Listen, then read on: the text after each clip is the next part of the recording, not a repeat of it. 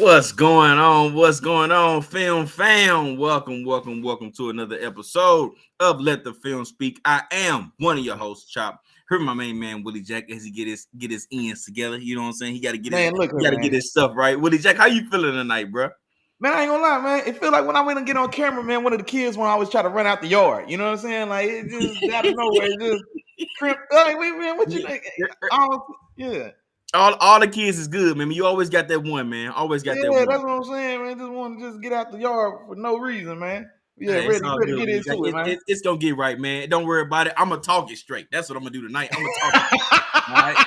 So here we go, man. Look, man, we got a great show for y'all tonight, man. Of course, we jumping into the edge rushers tonight, man. Of course, it's been draft talk the last few weeks for us. We're in the off season. We're in draft season. You know, draft is a few weeks away. So, of course, we're gonna give you all draft talk all the way up until the draft is over and the season is preparing to start. You know what I'm saying? So, of course, like I said, we're gonna get into the edge rushers. And I don't know, for some reason, I'm feeling it at home. I know that was your territory, Willie Jack. You know what I'm saying? You was a defensive end, coming up and doing your thing there. But I'm feeling it home tonight. Like I feel like that was supposed to be my territory. The way I'm finna give you this verbal whooping tonight, bro.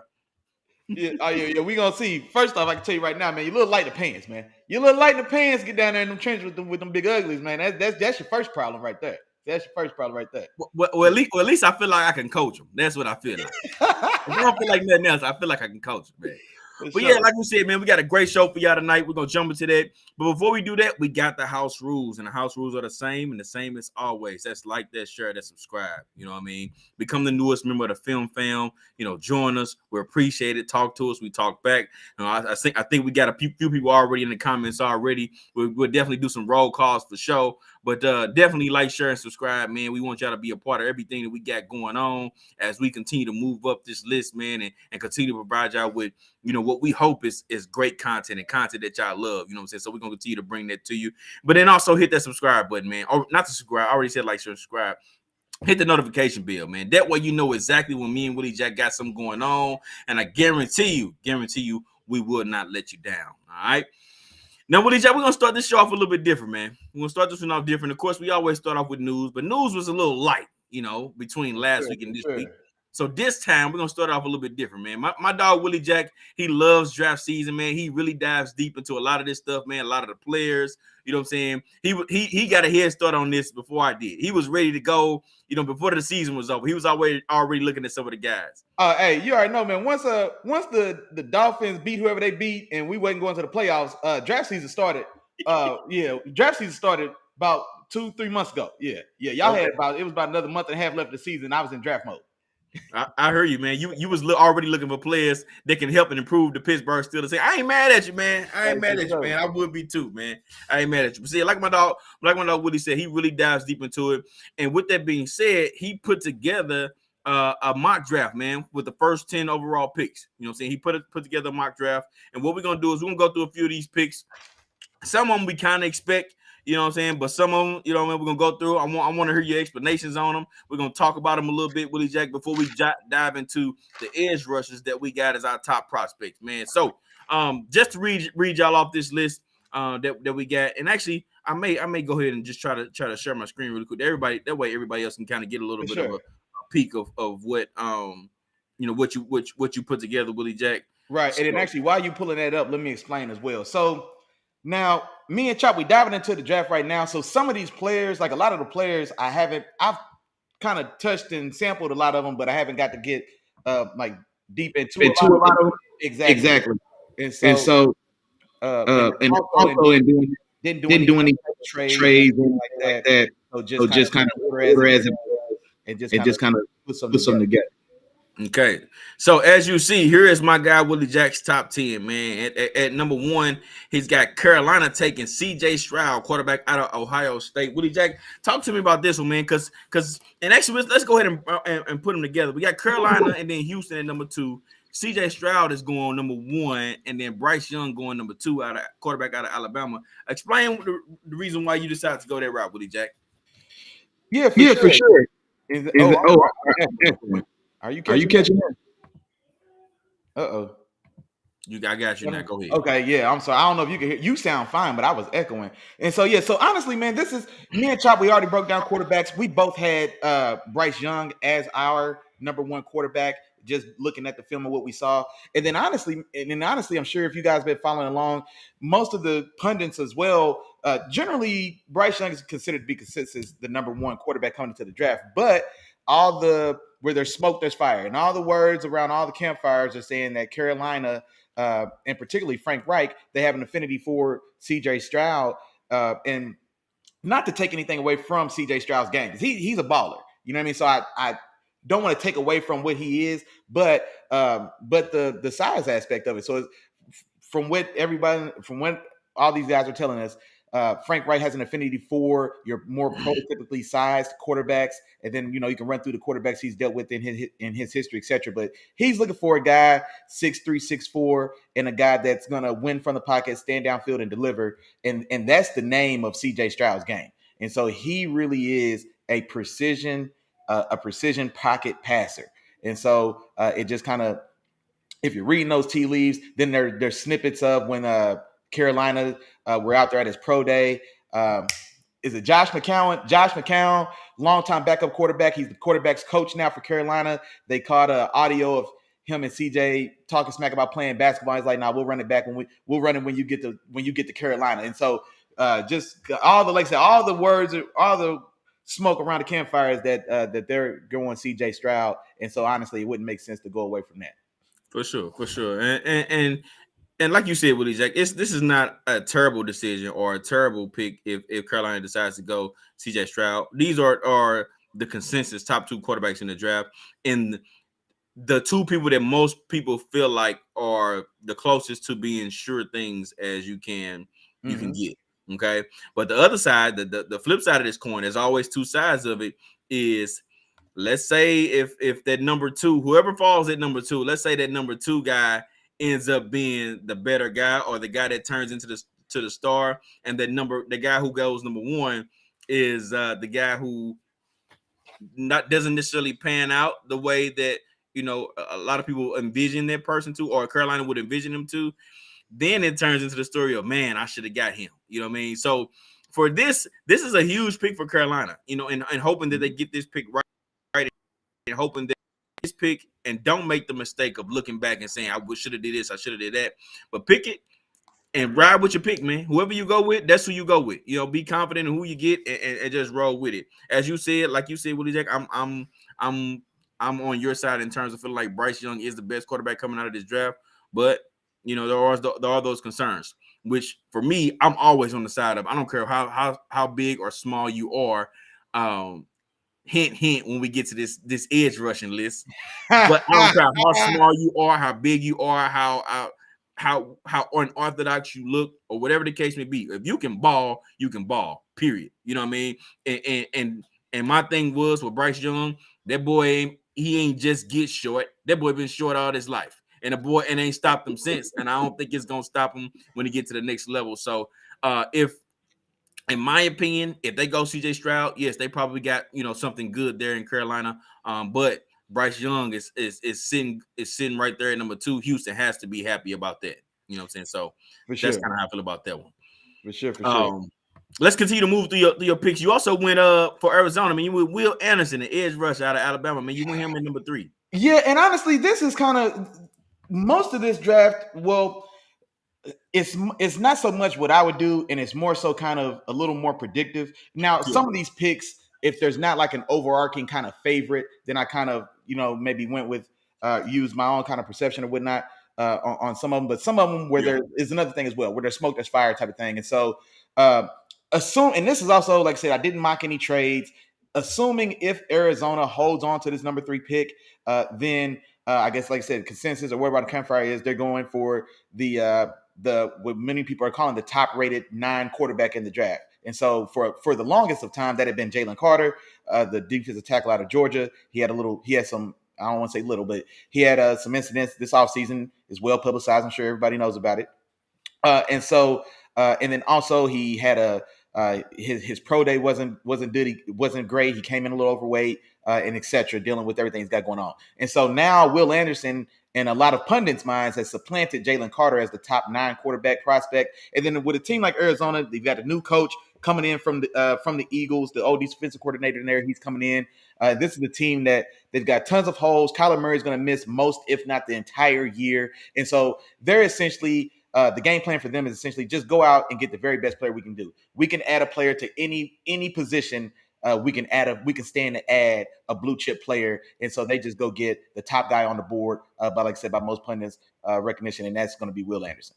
Yeah, and that makes sense to me as well, Willie Jack, especially since edge rushers, man, they are very, very, very, very valuable. You know what I'm saying? Especially when you get into when you're talking about the NFL, when you talk about winning games, when you talk about closing out games. I mean, look at Von Miller, man. Von Miller was well into his 30s, getting paid big time money from LA. And then after that 1 year with LA, he gets paid big time again with Buffalo to go over there and close out some games to hopefully get them over the hump and win them a championship. Now, unfortunately, he got hurt, but edge rushers are that. You know what I mean? And if you can find somebody like him, at that position, I think that's a.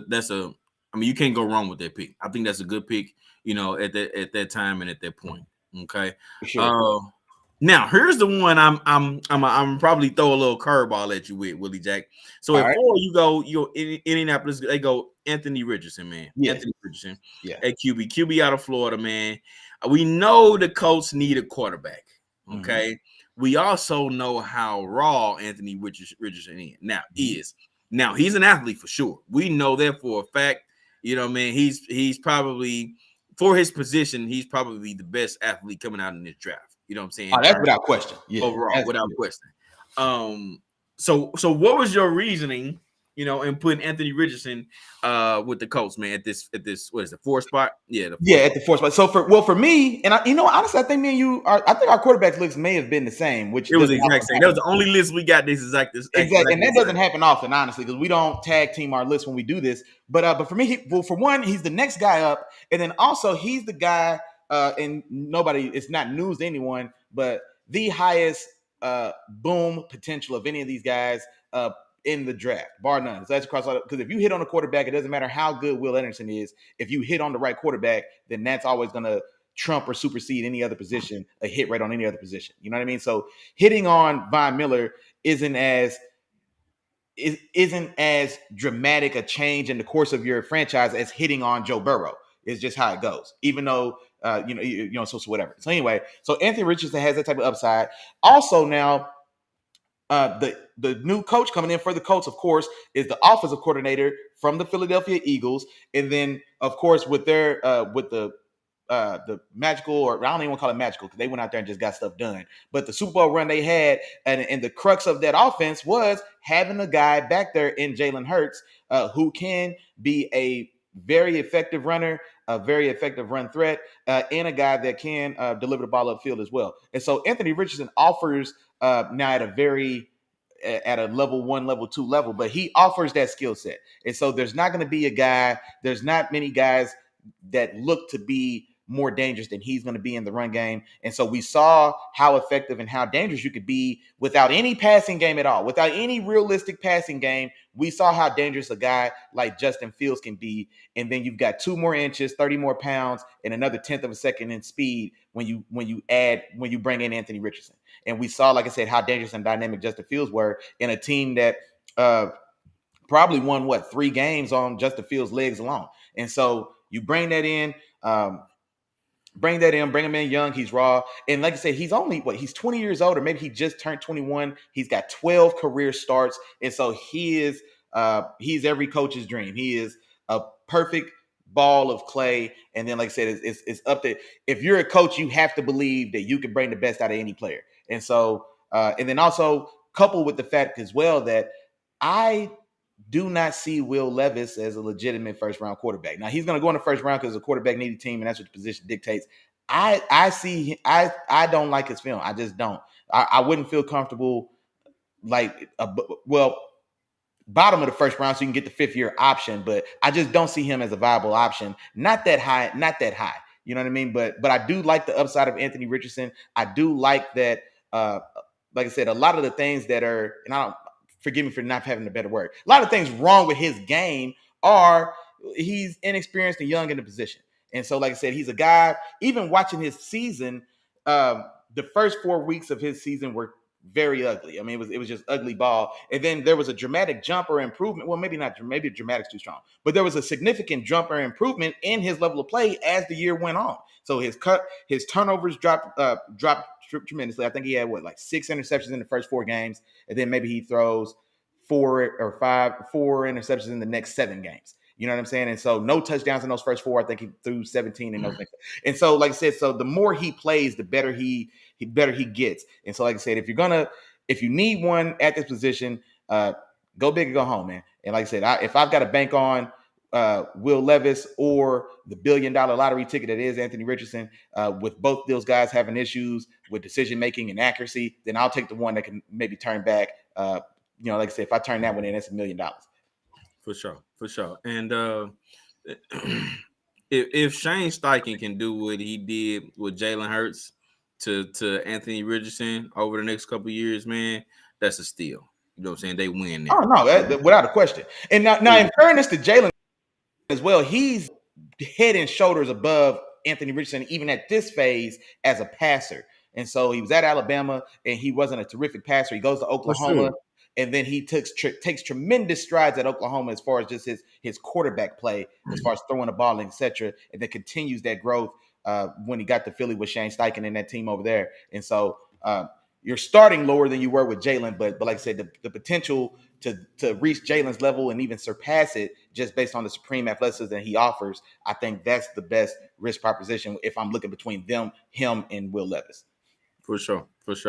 I'll throw another name out there too, Willie Jack, and I know we talked about him briefly, and he suffered some injuries, but in these drafts, you always have somebody who moves up unexpectedly. You know what I'm saying? Or gets drafted, and you're like, that's a surprise. Didn't think they were gonna go there. I wouldn't be surprised if Hendon Hooker gets drafted a little bit higher in this draft. Not saying that he'll go here in this 4 spot. You thinking first round? I wouldn't be surprised. And here's my reason why, though, Willie Jack. My reason why is because I think Hendon Hooker is a very, very good quarterback. Very, very good quarterback. I think that he didn't get a chance to showcase everything that he was this year and showcased the improvement that we're assuming that he would have made. But just based off all the things that I saw with him and his game, and he's very, very talented, has all of the tools that, or if not most of the tools that you'll be looking for in a quarterback. And if teams are worried about the injury part of it, the way the game has changed so much in terms of you can't even, you know what I'm saying, lay a quarterback down on a pillow in a bed behind the quarterback. Like, injury would be the last thing that I would be necessarily concerned about with a quarterback like him with his style of play. You know what I'm saying? Now, if we're talking about Lamar Jackson or Kyler Murray, those type of guys that really like to get out of the pocket and run, that's a different story. But we're talking about Hendon Hooker, now who has a little bit of athleticism, but for the most part, he likes to sit back there, you know what I'm saying, and play from the pocket. I wouldn't necessarily be worried about his injury. Now, you talk about his age too.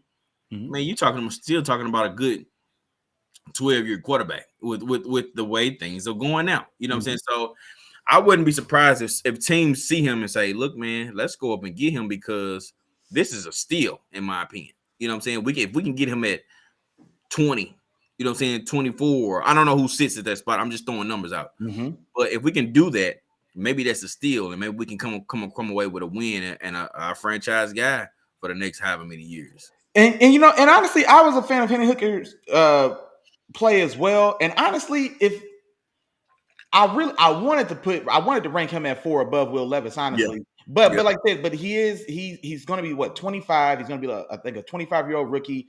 He's not going to be available his first year, and so kind of taking that stuff into account is how I settled on Levis at 4. But so I do understand like your rationale, but the only thing is that's still a first round pick is still such valuable draft capital that even if you like him, you can still get have the potential to get a legitimate starter at another position, and you won't even get to work with him, really get your hands on him until year 2, not realistically. And so, man, to waste I don't want to say waste, but to use a first round pick on a guy that like I said, you're still not even going to get to even kind of start to scratch the surface until next year. It's just it's a tall haul. It's more of a luxury pick, I'd say that. So it would definitely be a team that is settled at the position. One of those teams like a Detroit, one of those teams like a Minnesota, one of those teams like a well, we know those teams. Like I said, teams that have those kind of established bridge quarterbacks. You know what I mean? So those style of teams where you're not even looking realistically, you feel comfortable at the position for the next at least the next 2 years, but the next 2 to 3 years, because that is it would really be, like I said, that's a 4-year play. You know what I mean? Like that's definitely a play that you grab them, you tuck them away, a la a Jordan Love. But then, like I said, Jordan Love is going to play now, and I think is this Jordan Love's 4th year, or is he already on his 5th year option before he's actually getting a chance to start? And so that's the only hesitation there, is just like I said, investing so much in for a guy that's realistically maybe not going to hit the field for 3 or even 4 years down the road. Gotcha. All right, well, Jack, man, I want to get into these edge rushers real quick, so I'm gonna touch on a couple more of your draft picks, man. All right, for sure. And these are the ones I found a little bit more interesting. So we got Detroit and Las Vegas back to back at 6 and 7. You got Christian Gonzalez going first, man, out of Oregon over Devin Witherspoon, man. Talk to me about that one, dog. Yeah, and so Devin Witherspoon was definitely my favorite corner in this group, just his style of play, etc. But there are some things Christian Gonzalez offers. I think he's a definite definitive outside corner. He's definitely the most scheme versatile as well. I just don't see much in the way of just pure coverage that you can ask him to do that he probably can't do. You know what I mean? And so now getting stronger, improving his physicality, or adding some type of physical element to his game as he continues to get stronger and just, naturally develops, those are things that come. But as far as lining up, do this or do that, there's just not as many guys that can check all those boxes. And like I said, just a supreme athlete at that size, 6'2", 200, 4'3", 40-inch vertical. You know what I'm saying? Buttery hips. You know what I'm saying? Like Shakira in the hips. Hips don't, smooth. You know what I mean? You just don't find that. And then Devin Witherspoon, just under 6 foot.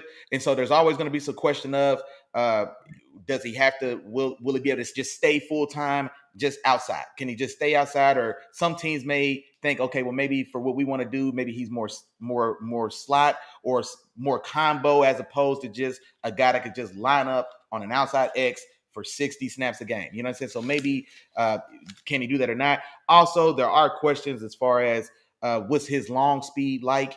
And so he has excellent quick twist, burst, and acceleration for sure. But there are some, not only want to say concerns, but there's some subtle questions about his overall just long speed. He hasn't been timed to run a 40 this whole offseason during his draft process. So that's still a question that some teams may have. And so I think, and then also I looked at Detroit because they made 2 additions to their secondary this offseason. So they signed Cam Sutton. I was gonna get at that in a minute too. Go ahead, do your thing. Exactly. And that's kind of the determining factor for me, because Cam Sutton, he's a guy. Now, he's not the athlete at all that Devin Witherspoon is, but he's that style of player where he's a combo inside outside guy. And so, when they've signed him and brought him in, and with the construction of their secondary now, I think he's locked in as their slot corner. So they got him a nice 3-year, I think it's 3 years, $33 million. So he's starting. He's got a spot. And I think he's going to play slot for them. They signed Emmanuel Mosley from the 49ers, who, when healthy, very good corner, very good outside corner. And then you still got Jeff Okudah, who is finally starting to kind of find his groove. And he's another guy that's going to play outside. And so I think Okudah's a guy that they invested a heavy draft capital in. He was a high first-round pick. You spent $33 million on Cam Sutton, and then you got Emmanuel Mosley as your other outside corner, but he's on a 1-year deal. He's on a 1-year prove it, see how that plays out. He probably gets paid somewhere else. And so I think it makes sense to secure an outside guy that can definitively line up and start there outside. Whereas, like I said, you're more stable at that slot position. And like I said, and then also everything else that Gonzalez offers just as a specimen at the position, and is phenomenal. For sure. And when you talk about it like that, it makes sense. Other addition that they made too that makes this move make more sense is they brought in C.J. Gardner-Johnson. C.J. Gardner-Johnson is also a guy that plays inside. So if you got two inside guys already. You don't need a guy like Devin Witherspoon, a guy who can play. Now, don't get me wrong, Devin Witherspoon can play a little bit of in, a little bit of outside, but he's not a guy you just want to stick outside and let him play against the number one corner, things like that. You want Devin Witherspoon moving around, and you want him in there close to that ball because that boy is going to make some plays for sure at the next level. And that was part of the reason why me and Willie Jack liked him, because it wasn't just the coverage. It wasn't just the, his ability to cover receivers and, that balls away. He put his nose in there. His nose is going to be in there, where that ball is, and he's going to cause turnovers and get you the ball back on defense. So I like that. And then putting him with Vegas, just as a playmaker to that defense that defense desperately needs. They need all the vacancies that they have. Exactly. They need a real deal tone setter on defense. So you've got Max Crosby up front, and Max Crosby's nice. You know what I'm saying? They bring over Chandler Jones. Chandler Jones had a terrible year last year. I don't know what they paid him, but he robbed him blind. You know what I'm saying? For what he did, for what he contributed last year. But you've got Max Crosby up front, and there's just not a lot. There's not a lot on that in that back seven. I think Nate Hobbs is I think he's their slot corner, and I think he's year one, year two type of player. And he showed well like this far early, but Devin Witherspoon, there's not many guys that can set the tone of your defense at corner. Richard Sherman was a guy like that. There's just not a lot of them. Devin Witherspoon is a guy that I think can set the tone for your defense at corner. And that's definitely what they need. And just like you were saying as well, they need him to do a lot of things because there's a lot of holes on that defense. They just don't have much in the way of playmakers or tone setters on that defense. And so I think that matches up perfect for them as well. For sure. All right, Willie Jack, man, we definitely touched on the draft, man, on your top 10 picks, man. Of course, we're going to do a mock draft when we get a little bit closer to the draft. And, of course, we got to do our draft special as we do each and every year. So stay tuned. We'll keep y'all updated on that, man. But before we jump into these edge guys, man, Willie Jack, I think you should talk to him, man. Let him know what's going on, my dog. Oh, man, there you go, man. Today's episode, Let the Field Speak, is brought to you by the OG, man. The three amigos, man. That's like, that share, that subscribe, man. That's three the hard way. That's a three-piece spicy. You cannot go wrong. Now, we say it every week, so you can say it with me at home now. There's three amigos, but it's a 4-part process, big dog. First, you just got to tap in. Just tap in, come in, say what's up, introduce yourself, man. Like, share, and subscribe, man. Holla at us in the chat as well. When you get in the building, man, shoot me something in the chat, man. Let me know you're in this thing so we can shout you out, man. We got Mom Deuce in the crib, in the building today already, man. Sis in the building as well. Appreciate y'all. There's a couple more of y'all in here as well, man. Drop me something in the chat so I can shout you out. Then you got to tell a friend. All right, like, share, subscribe. Tell a friend. Tell your friend to tell a friend. Tell your friend's friend to tell one more because we need 4. Bring them all up here to kick it in the penthouse with your dog, Chop Willie Jack, man. Kicking football flavor. You know what we do. Now, back to the regularly scheduled program. Let's get to it, big dog. All right, Willie Jack, let's go ahead and get to it, man. We got edge rushers on the clock, man, and it's time to jump into it, man. So how you want to do it? You want me to start it off today, man, or you want to do it? How you want to do this, man? Yeah, you go ahead. Yeah, you go ahead. Okay, all right. What we're gonna do? All right. Well, then you want your head bust early in the game. That's what it sounds like to me. All right, man. All right. Now here, I'm gonna start it off unorthodox, man. I'm gonna go with somebody different, man. I'm gonna go with Andre Carter, man. Andre Carter, edge rusher out of Army. Okay. Here's the thing with him. Okay, I'm gonna start off and tell you what he's lacking. I'll tell you that from off the jump. First and foremost, he's lacking strength. He's lacking like the overall size. Yeah, just the size and strength in terms of weight, in terms of explosiveness. Yeah, and in terms of presence in the run game. But I'll tell you what he ain't lacking. First off, the boy's 6'6", 256. The boy long. So his natural frame is pretty solid. Once he gets to that next level and he gets some on those real meal plans, he's getting gets in that real weight room. This guy can turn into something really great and something could possibly turn into something special. Okay. Like I said, he needs to fill out a little bit, but to be a legit defender at the next level, but he will be special because he got a quick get off, elite quickness and subtleness that allows him to maneuver his way to the QB. Like it's almost like he's out there playing like he's about 160 60 pounds because for some reason he's so slippery, he doesn't allow tackles to get their hands on him. He's moving, he's got a great swim move, he's got a lot of good pass rush moves and uses his hands very well to be a guy that only can bench press 225 11 times.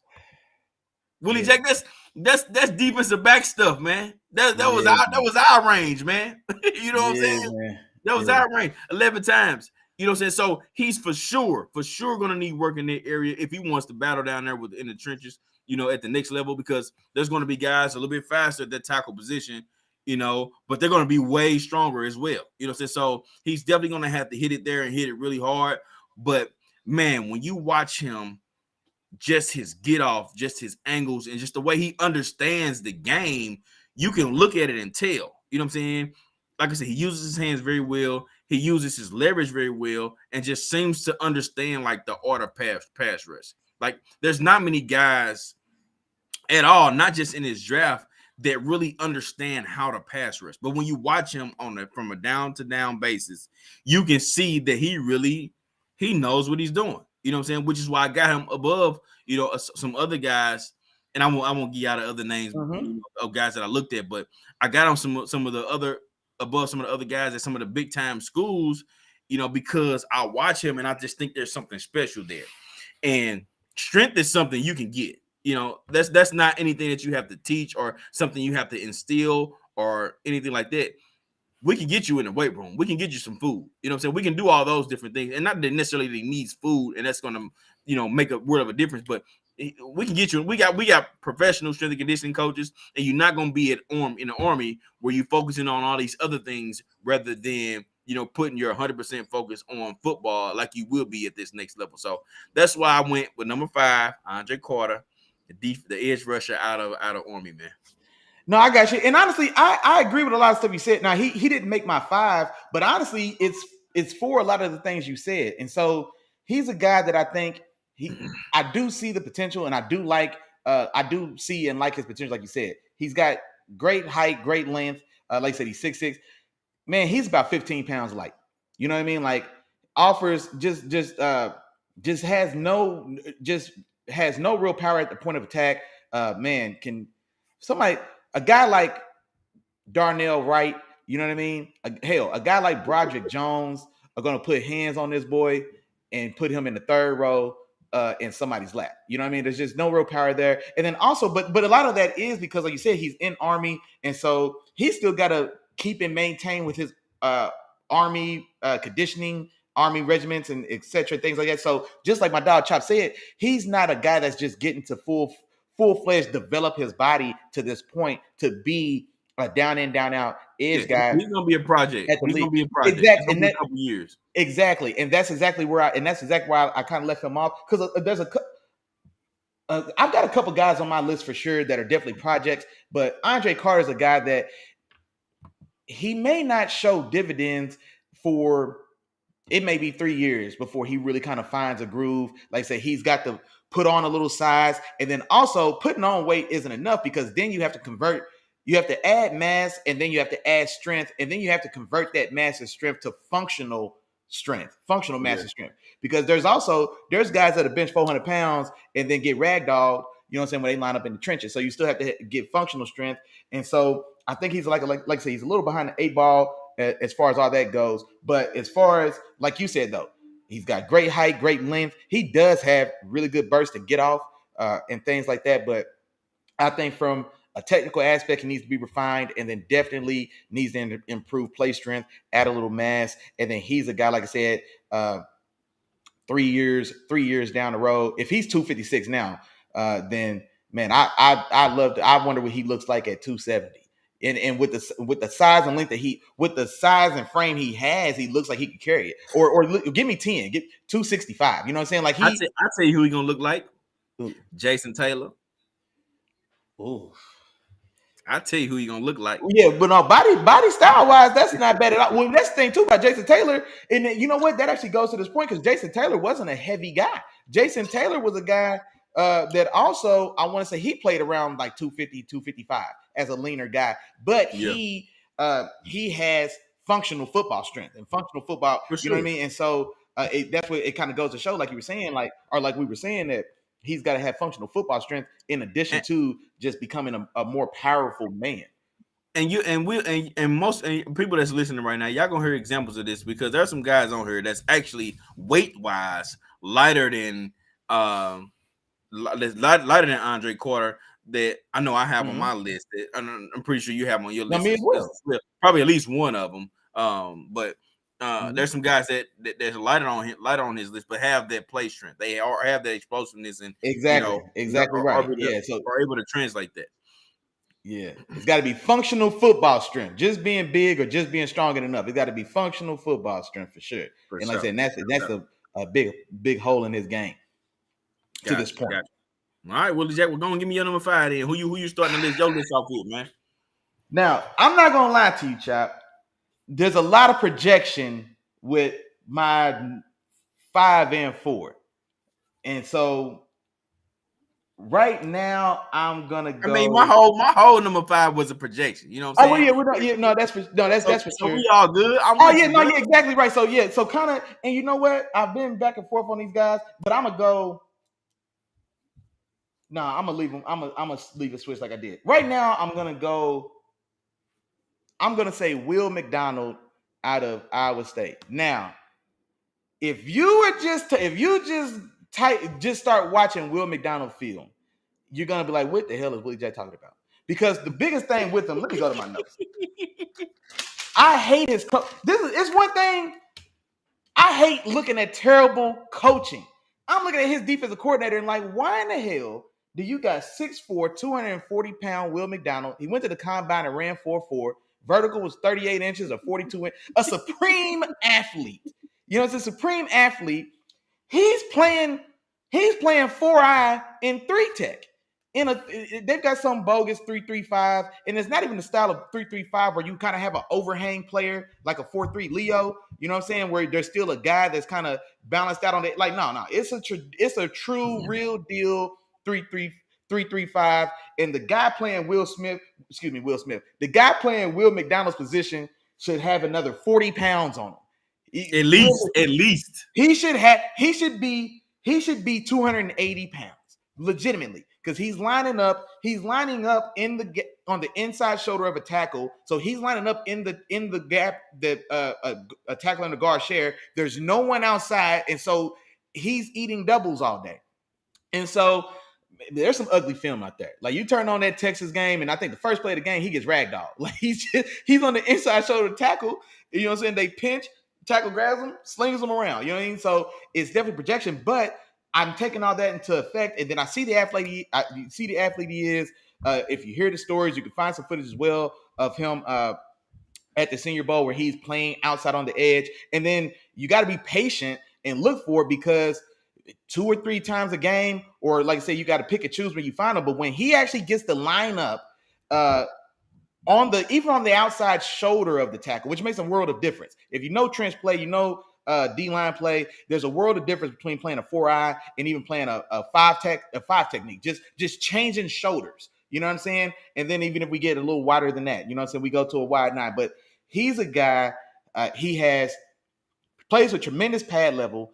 He fires, he's explosive in his get off, and he's throwing all 240 pounds at tackles when he fires off, because he doesn't have the play strength he's been asked to do a job that he's just not suited for. And so he's firing off with all 240 hard and fast, but like I say, he just doesn't have he just doesn't have that type of power or pop and just the natural girth or size to be able to just do the things he's been asked to do. So it's really a projection. But this is a guy as well.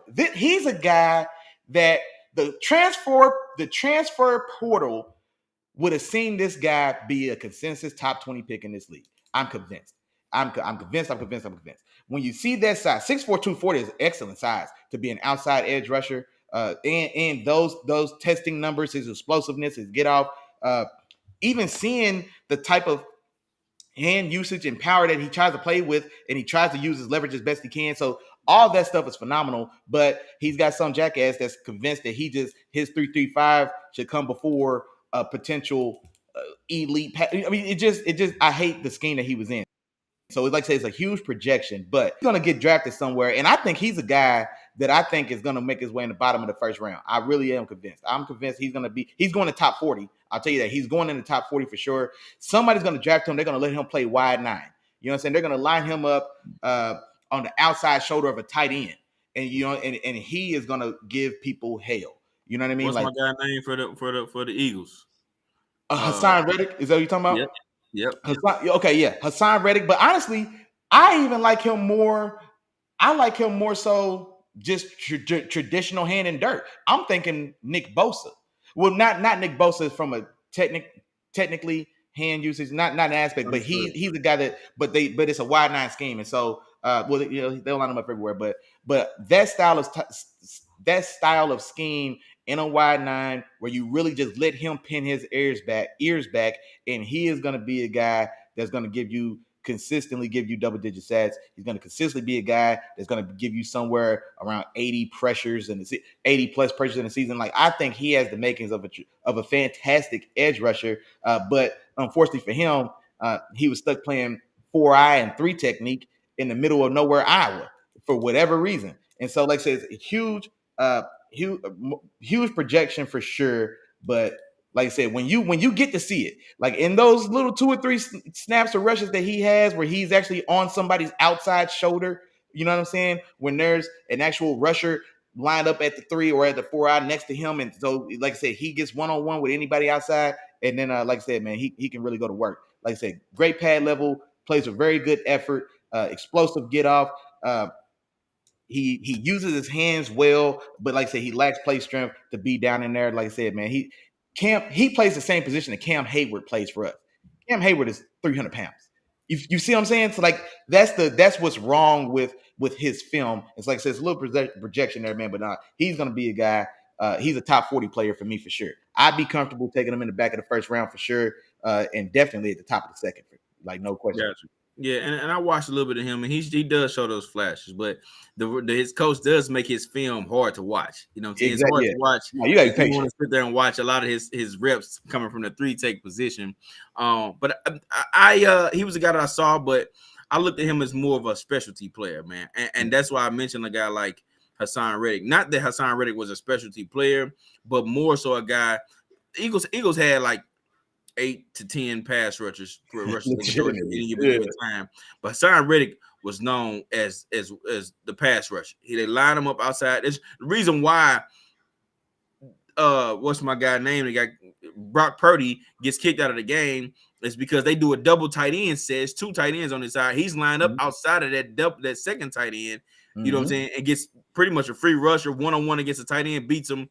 And then boom, you know what I'm saying? Now, if Will McDonald gets a lot of that, against, tight ends and stuff like that, and able to line up wide like that, he can easily be a double-digit sack guy for sure. You know what I'm saying? So I ain't mad at you for that one, Willie Jack. I ain't mad at you. Yeah, like there's a lot of projection there, but yeah, I like it.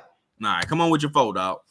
Number 4, another guy as well that's going to be a bit of projection, and this guy, it's Tyree Wilson. And the reason, and I end up settling and going Tyree Wilson because it is a projection. He's another guy that honestly I think was out of position. So he's at Texas Tech. He's 6'6", he's 270 pounds. They've got him playing stand-up outside linebacker at 6'6", 270.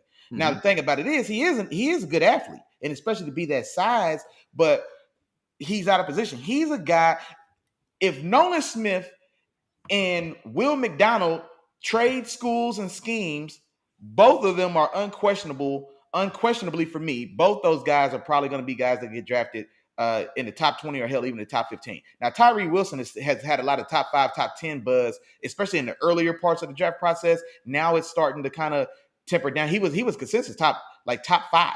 He was being mocked to, I think, Seattle at 5 for the very earliest or onset of the draft. Even in my very first top 10 mock draft, I had him going there as well, just following those tea leaves. But now I think he's probably going to go somewhere closer to 10 to 20. But the upside is still there. And so he's got great size. He's got great size and length. He is raw. He is a good athlete. Now, some of these things that are wrong with him, I think, are because he was out of position playing stand-up 2-point stance edge rusher. So he plays high. And when you're a guy that's 6'6" and long and lanky as he is, he's a guy, he stands over and leans over, he can tie his shoes without bending down. You know what I'm saying? Like, he's got super long arms, but he plays high because, well, he's not firing out from a 3-point stance. He's standing up. So and guys get right in his chest. And it also takes away from his play strength as well. Because there's instances, I mean, you watch his film and you can't hide it. He'll get washed out by a tackle. You know what I mean? Like, he's high, he loses that leverage battle right out the gate. And then, like I said, if he can't recover or break free or go around him or get rid of him, like I say, they'll move him around. But there are still clips or plays as well where you do see what type of menace he could truly be if he's playing with his hand in the dirt as like I said, at 5 tech. Or just at base end. You know what I mean? Just on the outside shoulder of a tackle with your hand in the dirt. You know what I mean? And then he's another guy as well, 6'6", 270. It's a pretty lean 270. He's another guy that could probably realistically carry another 10 pounds. And so that's one of the things I like about him, is that I think he's going to get somewhere. He's never going to stand up again. When he gets to the NFL, we will never see him without his hand in the ground, for one, I'm hoping, like I said, for one. And so that's the first thing. And then depending where he goes, like, I definitely think he's a guy that can play 5 tech. I definitely think he's the guy in the right style of 3-4. I'm thinking of a guy like I'm thinking of J.J. Watt. So J.J. Watt and Cam Hayward are both like 3-4 defensive ends. But J.J. Watt played on the outside of the tackle in his 3-4 alignment. But most times he moved all the way around. He played 3 tech as well. And then where Cam Hayward plays more so on that inside shoulder, the 4-eye. And so, like I said, there's some subtle differences there in what you're asked to do and etc. But he's a guy that I think can play just base end. You know what I'm saying? As just a base end on the outside shoulder of a tackle. Or if you are a 3-4 team, then I think he's a guy that can play inside. So there's going to be a TJ Watt outside of him, but he's still lined up inside on the tackle because he's got that style of size and length. And like I said, I think he's a guy that's going to get stronger as well, because like I said, I think his frame's he's got room for another 10 pounds for sure of good weight. You know what I mean? His legs, he's got basketball player legs at 270 pounds. And so all told, man, like I said, these first two guys were definitely more projections, I guess.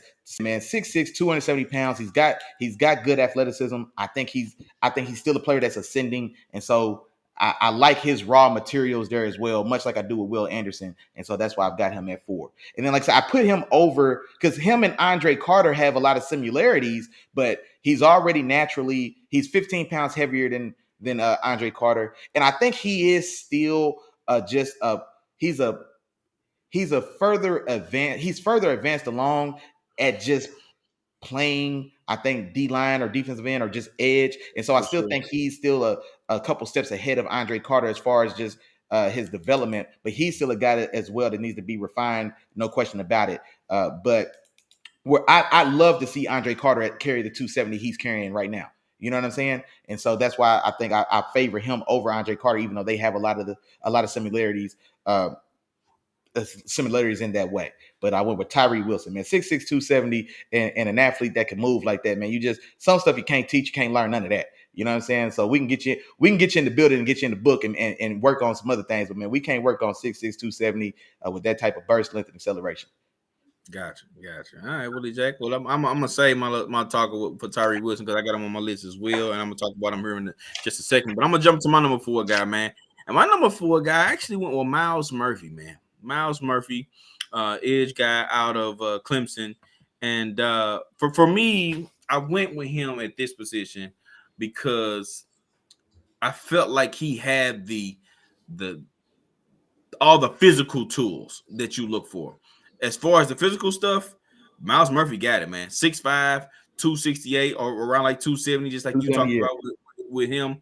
But Myles Murphy's 6'5", 268 looks a little different, man. It looks a little bit more Julius Peppers-ish. You know what I'm saying? When you watch him out there in terms of his size, Julius Peppers was still a lot bigger, a lot more muscular, but he has, I think, a similar build. Maybe it's in a little bit of a smaller frame, but a similar build to that. Now, the thing about Myles Murphy is I think he's I would say he's the Malik Willis or Anthony Richardson, of deep of edge guys in the sense he has he has the athletic ability, but he's raw. He still has some stuff that he needs to work on. Okay, and I'll show you some of the things. Well, not show you, but I'll talk about some of the things that I saw. Okay, so like I said, good athlete at a position. He has good explosiveness at the snap of the ball. Shows good hustle and pursuit of ball carriers. That's something I always look for too, especially at the defensive on the defensive line position. Guys that after they get done rushing the passer, after they get done dealing with those 330-pound offensive linemen, will get off those blockings and follow the ball up the field, because a lot of those times you get a running back trying to do all those different moves, you catch that defense end catching from behind. That's a forced fumble right there. I've seen it so many times in football, where just because you're hustling, and getting to the ball, that's a turnover right there. You know what I'm saying? And that's a big play for your defense. Now, as far as his pass rush, doesn't have a lot of pass rush moves, man. He pretty much has his one thing, and that's that straight on pass rush, and he's pretty good at that. He has his good straight on pass rush. He can do that. I do think he can do a better job of using his hands and locking out with blockers, especially with his strength and his size. I think he can do a better job of that. So if he continues to work on that and they continue to coach that out of him, he can be a force to be reckoned with. I don't think he has the quite the bend coming around the edge that you like to see in a lot of your pass rushers. Now, he's pretty good in the run game. He is really solid. I want to see him shed those blocks a little bit more too, though. I want to see him get off those blocks a lot quicker and use all of the athleticism and his size to do all those things. But overall, the reason why I got him here at this position is because, and Andre at 5, he has all the size and stuff. He has all the athletic ability. He has all the tools already ready to go. It's just about, all right, getting him to a coach that can show him, all right, this is how you use your hands. These are some other pass rush moves. This is how you can get off this block. This is how you can make more of an impact. He also has the effort too. Those are things you can't coach. You know what I'm saying? The size and the strength and all that, and then you put the effort with that. You can't coach hard. It's either in you or it ain't. And he has that. So that lets me know that all he needs to do is get with a coach that's going to put him in the right position, that's going to coach him up right, and then we looking at a player that can become, something good and an impact player at the next level. So that's the reason why I got him at my number 4 spot. Is because of a lot of those things. No, and honestly, and I'm glad I'm glad he is on your list. He didn't make my list, but for all those reasons you just said, he's got. And I was really close, man. Like my 4 and 5, the 2, I ended up going with Tyree Wilson and Will McDonald today. But I've got like 4 or 5 dudes that I wanted to put in spot 4 or 5, and he was one of those guys. And it's exactly for everything you just said, man. So he's got great size, 6'5", 270. He's got like very good power or strength, especially in the run game. But just like you said, doesn't have much in the way of pass rush, like just at all. He's just a big, strong, fast guy. You know what I'm saying? But just I think he doesn't have like he's just not just as much. He's got a lot of project to his game as well. Like he's gonna have to get in and learn how to actually be a rusher. He was just a big, fast, strong guy that just got to kind of line up out there and like, man, if you could just win being an athlete, he'll win. But if you're competent at attack, like I say, he doesn't have much in the way of actual moves or game plan or things to actually go to in his rush. It's just kind of like, I've got to win with strength. He's got that strong long arm, like you were saying. And like I say, if he can get you with it, he's got you. But outside of that, there's just not much else there. And so he's a guy as well where like I said, 4 or 5 for me, man. There's 4, 5, 6, 7, and 8 are all, like I said, they're all the same. So he didn't make my list as far as getting named or listed, but everything you just saw about him, I also agree with for sure. And then, like I said, I went with the other 2. I went with Tyree Wilson because I think Tyree Wilson has just more actual production as far as just sack production. And like I said, I think he has a little more. He's got a little more. And his isn't even great for me to even say this, but I think he is a little more refined just as an actual like rusher.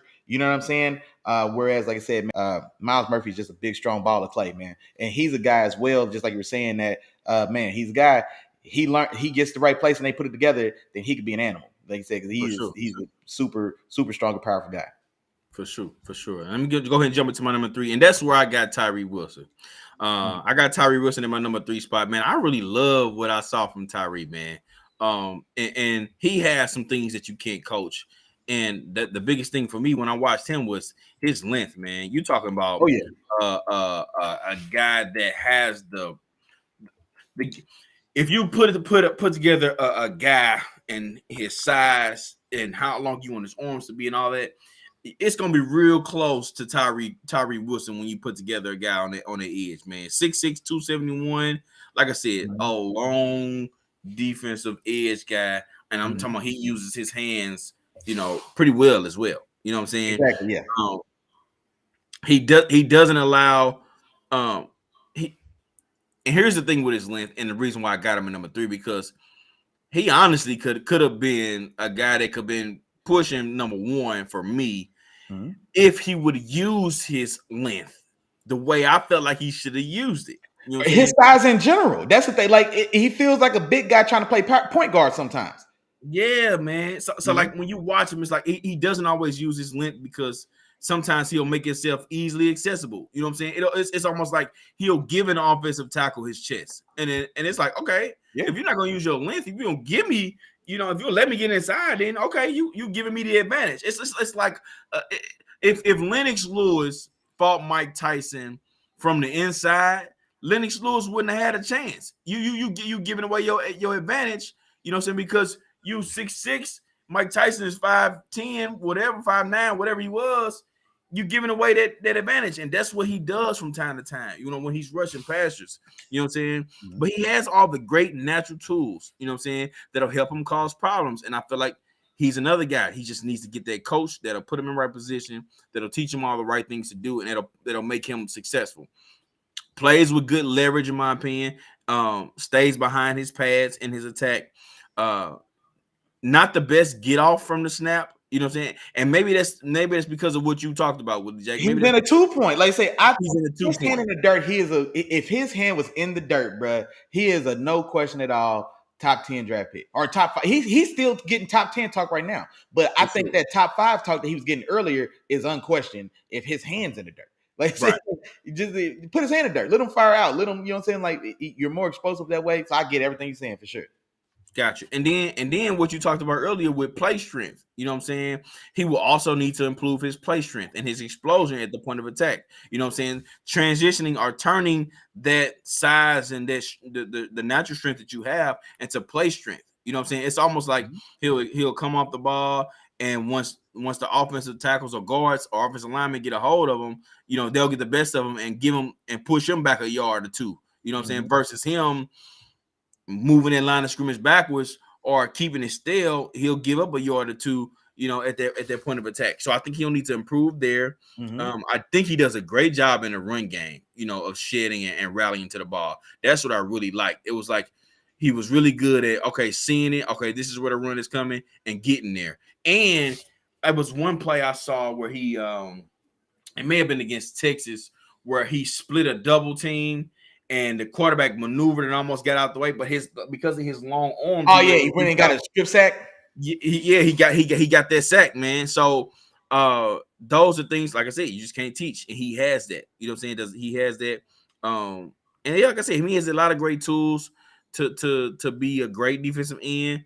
Just needs to be coached up, become more consistent, and improve play recognition. If he can do that, then we're talking about a guy that, like you said, Willie Jack, potential top 5 guy, potential top 10 guy, whatever you want to say in this draft, man. He has all of those tools. He just needs to become more consistent and utilize them. No, I agree completely with what you said. And honestly, even in my top 10, the one I just did, he's still a top 10.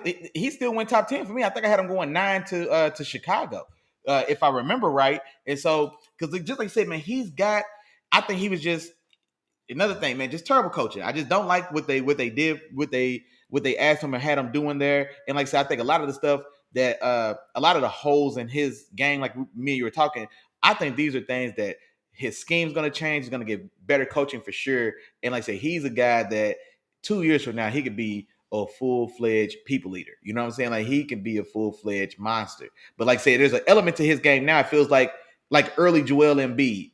If Joel Embiid was playing one-on-one with Steph Curry and he's trying to trade three-point shots, like, man, get your big ass down and take him on the block. You know what I'm saying? That's how I feel about Tyree Wilson sometimes. Like, you know what I'm saying? Like, man, nah, man, like you said, like, you know what I mean? So, but like I said, the thing about that is, look at Joel Embiid now. Boy, that boy got block game now, don't he? And he still can pull up. You know what I'm saying? So he's a guy that I probably could have had him a little higher, but like I said, I rotated all these guys so much. But no, I agree with everything you said there for sure. I see him the same way.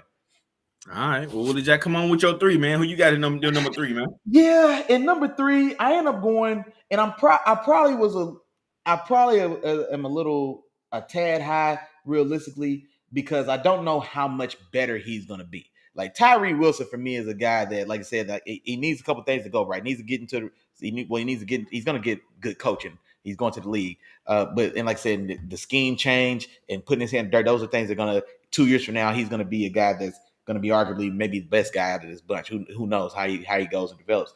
But I went with number 3 right now with Felix and the DK Uzama. Man, I was trying to practice his name a little early too. Edge rusher from Kansas State. And so I liked him, man, because he's ready to rush right now. That's the thing. Will McDonald, Tyree Wilson, Miles Murphy, Andre Carter, I don't think they're ready to line up and just win as a pass rusher right now. I think Felix Uzama, I'm going to skip your middle name, big dog, forgive me. Felix Uzama can line up tomorrow and be a viable pass rusher. So let me actually get my notes. So get your notes. I got first thing. One of the first things I like, he's got. Oh, now here's the thing about this. Will he also in Kansas State? They also ran a variation of a 3-3-5, but his 3-3-5 put him more times than not. Now he played some 4-eye as well, but he got the lineup. There's more times. There's more examples or easier film to find of him lining up on the outside of a tackle. So line up at 5 tech as opposed to just being stuck inside. And so he's got good burst out of his stance. I think he's got really good burst. I like his pad level as well. I think he's got real good effort. I like his hand usage a lot.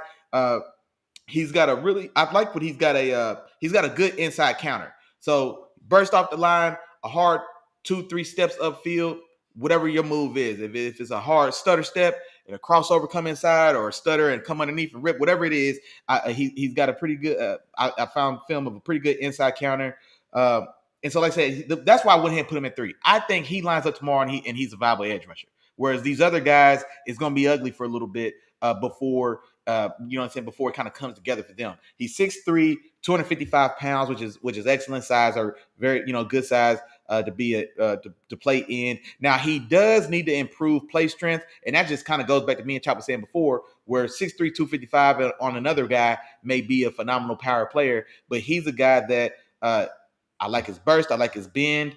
I definitely like his bend coming around the edge as well. I should have said that. His burst, his bend, his hand usage, his explosion, his burst, explosion out of stance, his pad level. I like all of that. I like that he has a pass rush plan. Like I said, he's got actual pass rush technique. And so, which is one of the things we talk about that a guy like Miles Murphy doesn't have. But what he doesn't have that Miles Murphy has in spades is play strength. And so that could be an issue for him. And so he'll need to improve there. But then again, as well, if he's just playing standard, traditional, just end or edge, then that's going to help some of his play strength concerns because he's not, he's not in that 3-3-5 where sometimes he's going to be on the inside shoulder of the tackle where he's going to deal with the tackle and have time to deal with the guard as well. But yeah, that's why I went with Felix, man. Felix from Kansas State. He's actually from Kansas City, Missouri as well, man. So I don't know if Mizzou just didn't like him or what was the deal there, or maybe he just had an affinity for the Wildcats of Kansas State. But yeah, man. So another Missouri guy, and he's a guy as well, man, that I think he's another guy I think is a top 40 guy. Like I said, for Will McDonald, I could definitely see him at the end of the first round. Definitely if he doesn't go into the first, I'm thinking like Kansas City would be perfect for him because it's perfect, or it's right there at home. He's a Missouri kid. He's from Kansas City. He went to Kansas State. Then also they've already got a power guy at the other edge in George Karlaftis. And so now you get to bring another guy to kind of help yin and yang that, because he's a guy that's going to win with technique and bend and burst as opposed to just kind of like being a power based guy like Karlaftis. So I like that fit for him. But like I said, man, definitely a guy that should go top 40 in my book. For sure. And he was a guy that I like. But he was one. The reason why he didn't make my list is because I felt like he was a guy that he's a pass rusher. You know what I'm saying? And I think he definitely needs a lot of work in the run game. And I don't know how much he'll be able to help a team in terms of their run game. But he is like you said in terms of his pass rush ability. I do like his pass rush ability and his ability to use technique and just his knowledge of the game to get to the quarterback. So those are the things that I like. But that's also why he sort of missed my list a little bit, man. No, I see everything he's saying. Like I said, I was thinking like, man, if I need him to line up tomorrow and get a bucket, he can go get after the quarterback tomorrow. He go get a bucket. He go get a bucket. You know what I'm saying? He can come off the bench and Jamal Crawford you real quick. You know what I'm saying? Hey, for sure. Jamal Crawford, Lou Williams. You know what I'm saying? Hey man, 6 man, I need you to come on in this game, bro. Light this mug up. You know what I'm saying? And honestly, and when I was watching this film, he put me in the mind of I like this player. I'm about to say I liked him more, but he put me in the mind of Boye Mafe. I loved Boye Mafe last year. Okay. I can't even remember what college he came out of now, but he got drafted. He went to the Seahawks. And so I'm anxious to see if he gets on the field this year as well. I loved Boye Mafe. Like, was it Minnesota? I can't remember. And I don't know if his build, he's got long arms, he's got active hands, but it kind of put me in the mind of Boye Mafe, who I really liked last year as well. Now, here we go, man. Let's go. Let's go, Willie. Number 2 for me. And I promise, much like I said about Peter Skoronski when we did tackles, and I had him at tackle number 3, which was a sin in draft circles to have Peter Skoronski outside of, if you don't have him number 1, he's got to be 1B. You can't even fully say he's 2. You know what I'm saying? But for me, bro, I've got Will Anderson too. And I had a feeling you was going to say this to spice it up a little bit. I thought I was going to be the one to spice it up, Willie Jack. But come on with it then. You got Will Anderson at 2? Well, you know who number 1? You know who number 1. I'm not gonna lie. Okay, I'm surprised. See what I'm surprised. You surprised me there. I've got Will Anderson at 2, and here's the thing: I almost had the exact same reaction when I first watched his film as I did with Skoronski. I was like 2.5 games into Skoronski, and I'm like, what am I missing? You know what I'm saying? Like, where's this clear-cut, dominant, generational guy? Like, you know what I'm saying? Like, I was waiting on it. I was 3 games into Will Anderson before I saw him get a sack. Talk to him, Willie Jack. You know what I'm saying? I'm like, bro. And then so I see him, but I do see what people like. He is super high floor, but I don't know. The ceiling is the floor. You know what I'm saying? That's what I said. The ceiling is the floor. If he's a guy, I didn't see him win with just pure one-on-one pass rush. Like, I just didn't see him win hardly ever as just a pure rusher. You're just outside. You're going to line up outside. Now, take him inside or out, whatever you want to do, but just line up on this outside guy and just rush from there and win. You just don't – I didn't see enough of it.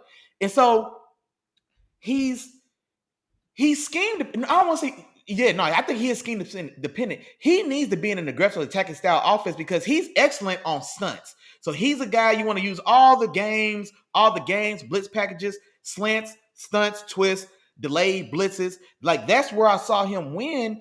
But when he's just lined up, I'm just outside the tackle, and now I just got to just win from here and just get up. Like, I just didn't see him winning enough there. The first games I think I watched him was that the Texas game from this year.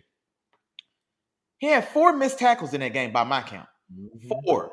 One of them was a sack for sure, but he had 4 missed tackles, and then he ended up having a sack in that game. But the way he won and got the sack was it was like he was almost more of a delayed blitzer, or he kind of like I don't know if he like stuttered off the line or kind of stood up off the line and kind of let a game happen, and then he comes. But it was a schemed sack. It was a schemed win, and it feels like every time I see him make a play, it's because he's looping back around on a twist or some style of twist or stunt, or it's a hard slant. I love him when he's slanting because he's got real good quickness out of his 3-point stance, and so he's going to cross the face of most every tackle he lines up against. So he does have real good burst out of his stance, but he's not an explosive athlete.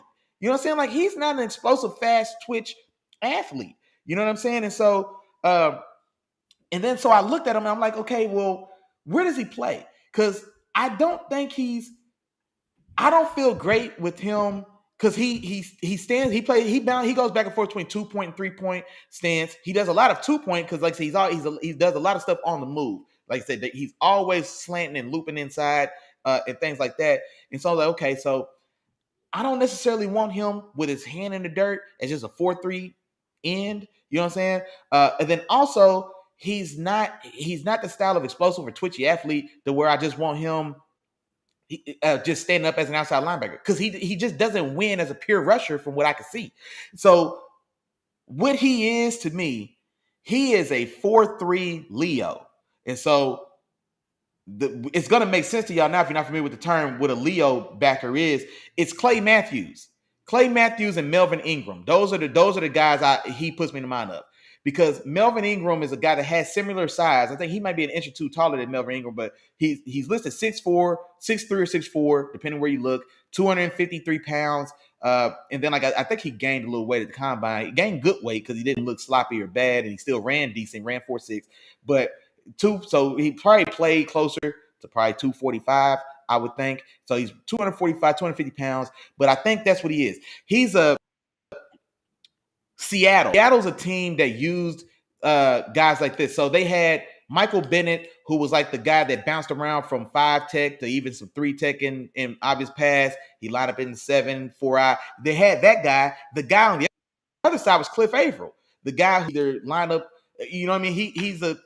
The better example is Clay Matthews. Clay Matthews with the Packers, he's listed outside linebacker, but even with his time with USC, that's where it really makes sense, because there's 3 down linemen, and then you've got a stand-up defensive end. That's more so like a Leo. The thing with Leo is a stand-up defensive end, but he's not an outside linebacker in the 3-4. You know what I mean? He's a stand-up defensive end. His responsibilities are a little different than just your traditional end. But anyway, that's what he puts me in the mind of. Melvin Ingram. I think he's Melvin Ingram right now. I think he comes into the league right now, and he is Melvin Ingram. And then I think if he develops actual pass rush, like, he just doesn't win as a rusher. He doesn't win enough as a rusher.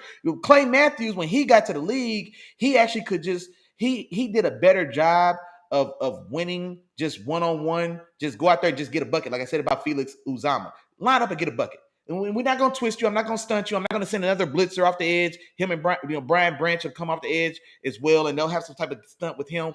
I'm not going to do none of that. You line up, you're one-on-one with this tackle, go give me a bucket. I'm just not comfortable. I'm not confident that that's his game. Like I said, so it needs to be more worked into the mix. And so, but there's great things about him. So I feel like I just talked bad, but he engages with his hands. He plays. He has good pad level. Especially from his 3-point stance.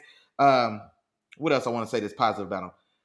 He's adept at taking on pullers. I love seeing him take on pullers. And so this is one thing I didn't like about Tyree Wilson. When you get 2 downs as an edge player, that's your key or your signal. The 2 guys next to you go down or block away, somebody's coming.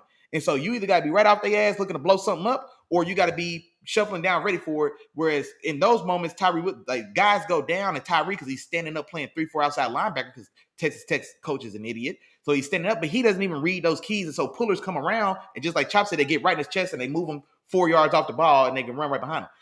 Will Anderson will blow your pullers up now. Like he'll go attack and hit a puller, and he'll use his hand, and he even takes them on with his hands, or we call it wrong arming. You know, say Joe Foe, what's that? Coach Ford, man, you said go down and run wrong arm, and so you could just turn and sprint down the line with you know what I'm saying, your inside shoulder, blow the pullers up. And so he takes on pullers well, and those type of things. But I don't know, man. And another thing as well, and I don't know if since I was underwhelmed by the film, I felt like his motor was underwhelming. You know what I'm saying? Like I felt like and I don't want to say his efforts lacking, but I felt like his motor he wasn't in the red. You know what I'm saying? Like when you in your car and you just balls to the wall, just going at it, and the speedometer is all the way in the red because you were maxing it out. I don't feel like that, man. I really don't. Like I feel like there's a lot of plays where him and we all do it. Sometimes you're tired, and sometimes you need to catch a break, or you didn't get a blow, man, and you really needed it, and you engage, you doing everything you can to look like you're not lazy on film. You're maybe doing like a little jersey jostling. You know what I'm saying? Like when you see the average corner and receiver outside, the receiver don't want to block, and the corner don't really want to shed them and go get on the play, or especially if it's backside. You know, so y'all sit there, jostle each other's jerseys, and don't run to get into play. I feel like I saw that a lot. Or I should say, I felt like I saw that a lot, especially in that Texas game. I don't know, man. And even I went back and looked at some last year. I watched 2021 LSU. There was just a lot there. There was a lot there to be desired. And maybe I was just sold on unquestionable generational guy. You know what I'm saying? And so I'm looking, when you tell me when the stuff comes out on him, so that's the floor I set for him. Like that's what I was looking for, and I just didn't see it, man. It was underwhelming for me.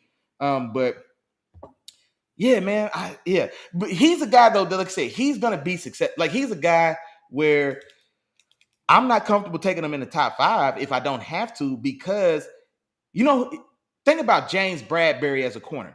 When James Bradbury was the second corner, James Bradbury's been all pro level corner when he's your number 2 corner. You know what I mean? When he was second to Josh Norman, he was baller. He got cashed out to go to the Giants and be the number 1 corner. When then he gets to the Giants and he's the number 1 guy, it don't look the same. You know what I'm saying? Then he goes to Philly. Now he's the number 2 corner to Darius Slay, and now he's all pro again. You know what I'm saying? Got paid again. And so that's what made me think of Melvin Ingram, Melvin Ingram was a guy, similar build, good burst, good hands, good play strength. He plays the run well. He's technically sound and technically proficient, but he can't be the centerpiece of your pass rush. Melvin Ingram got substantially better and more productive once Joey Bosa got drafted on the other side.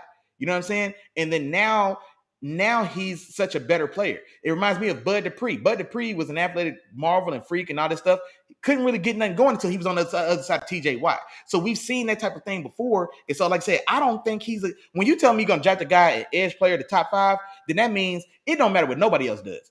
He can get me a bucket. You know what I'm saying? He's Kobe playing the Spurs with your middle school team. Don't matter what nobody else out here doing. Kobe's going to still go for 30. He's Kobe. He's not that type of guy. And so, or I don't see it as that type of guy. So I was a little underwhelmed, man. But I definitely think he's more of a Leo, that perfect tweener. And like I said, Melvin Ingram floor. And then if he puts together more, if he's able to win and develop as just an individual pass rusher, we're not going to scheme or draw nothing up for you. We're just going to line you up and let you go. If he's able to start to win like that, then I think he can have success a la a guy like Clay Matthews. But that's where I'm at for him, man. I'm surprised. I thought you were gonna look at me crazy when I said that, man. But I don't gonna lie. I was waiting on it, like, man, here's my thing, Willie Jack. Here's my thing. So I ain't gonna go as far or as hard. You know what I'm saying on him. I think he got enough tonight. But I got him in number 2 as well. Okay, I got him in number 2 as well. And I was thinking about it. And I was like, I don't know, man. Because when you start to think about stuff like this, and you think about making a move like this and against everybody's judgment, it's like, hold on, what am I missing? I gotta be missing something. You know what I'm saying? Let me look back at him again. Let me look at some more film. Let me see, am I missing something? But here's the thing with me. I'll touch on Will Anderson, right? I think he's got special. Okay, I don't want to take that away from him. I think he's got some special, and I think it comes in the form of it's something about him being near the ball a lot that makes me feel like I watch a lot of DNs, man, and a lot of DNs, aren't near the ball as much as he gets near the ball. Okay, I think he'll definitely be your traditional speed rusher. I think he is a good athlete. You know what I'm saying? He has a good quick first step. Mm-hmm. No, good athlete, but I don't think he's explosive. I don't think he's explosive at all. Okay, I hear you. I think he does a good job of chasing down plays from the backside. I've seen him make multiple tackles in a run game, coming from the backside, being fast enough and being athletic enough to get there. That's one thing in itself to me, which is the reason why I say he's a good athlete, is because there's not a lot of guys that can actually get there from the backside. You know what I'm saying? That's the reason why a lot of teams, they leave that guy unblocked, because it's like, okay, as long as y'all do what y'all supposed to do on the front end, with blocking, my running back is going to be through the hole before that backside end can get to the play. You know what I'm saying? So that's the reason why they do that. But he was fast enough to get to a lot of those plays, which I see him make. Mm-hmm. I think he does play with good leverage and strength for his size. Mm-hmm. I think that's another thing to say. I rarely saw him get knocked off at the line of scrimmage. You know what I'm saying? He held his ground pretty well. Oh, no, for sure, yeah. In terms of holding his ground against the run, which makes me also feel like you said, Willie Jack, he can be a good 4-3 guy. But I also think he has the versatility to be a outside, outside linebacker in a 3-4. Now, the majority of the time, he's going to be rushing the passer, but I think he has that ability and versatility to do that. When I watch his game, I think he locks out defenders and sheds them easily when I see his game. Like, I think he sheds his blocks pretty well. I think he has good play recognition skills for sure. But like you said, missed a lot of tackles. Okay, and when we get to this number one guy, I'm not sure if you got the same guy I got, Willie Jack, but when we get to this number one guy, I think that's a huge part of where you see the difference, because this number one guy doesn't miss tackles. Mm-hmm. He gets you in the open field and then you just forget about it. You know what I'm saying? Mm-hmm. As far as what I see. But I've seen a lot of missed tackles from Will Anderson, which is like, okay, I mean, it's good if you can get off these blocks and get to the ball, but if you ain't making the play, it don't matter. You know what I'm saying? If you're not getting the guy down, it don't matter. And you the guy that's right there, so we need you to make these plays, especially if we're going to be drafting you top 5.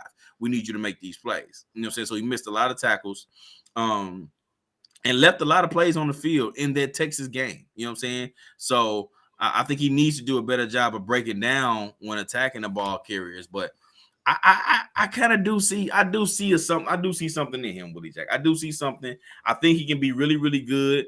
Even if he is a Clay Matthews was nice for the Packers. You know what I'm saying? No, for sure. And that's what I'm saying. Like, I think he's got some development to do as just a pure pass rusher to get to Clay Matthews. But I think he walks in right now and he's Melvin Ingram. And Melvin Ingram was a first round guy. But now, mind you, Melvin Ingram got drafted somewhere around 26, bottom of the first, and not top 3, which is he's looked at as consensus, or at least consensus top 5. You know what I'm saying? And that's what doesn't line up. Now, if this was a guy, and like I said, if I got to draft him at number 3, I mean, I don't feel great about it. I mean, I feel great because I know he's a very good player. He's a high floor player for sure. I don't know how much better he's really going to get, because just like Chop said, he's very technically proficient. He's very technically sound. He does play with good strength. Like I said, all that stuff is there, but I think athletically, like I said, he's a good athlete, but he's not a great or explosive or twitchy athlete. He's not beating anybody off his athleticism. You know what I'm saying? He's gonna need to win with, well, kind of like the things I said, or how I felt. I think you gotta scheme it up for him. You know what I'm saying? Like, I don't know if you can just give him the ball and tell him to go give me a bucket. I think we gotta run him off 3 picks. You know what I'm saying? We gotta run him off 3 picks. Somebody's gotta come pin down and make, you know what I'm saying? We've gotta do some things to help him win just in the pass rush department. But like I said, playing the run, being aggressive with his hands, he does have good play strength. Like I said, man, all that stuff is there for sure. But I feel like I see a guy. I feel like I see a guy that's like, if we take the names and the school and everything out of it, and I just looked at this player, this player doesn't look top 5. He didn't look top 5 to me. He's first round. He's first round, but to go number 3 to Arizona, or if Arizona's even considering just not even trading that pick, because we're going to get the best guy in this draft. I don't know if that's Will Anderson. Not for me, man. That 3 feels rich. I think that if he may not be top 5 when I watched him, but I think he's for sure top 10 in my opinion. I think yeah, for sure, and especially in this draft, I think that's within his range. Yeah, not for sure. For sure. Like, yeah, and he's not going to get out the top 10 at all. Like I said, worst case scenario, I don't know if he gets this far.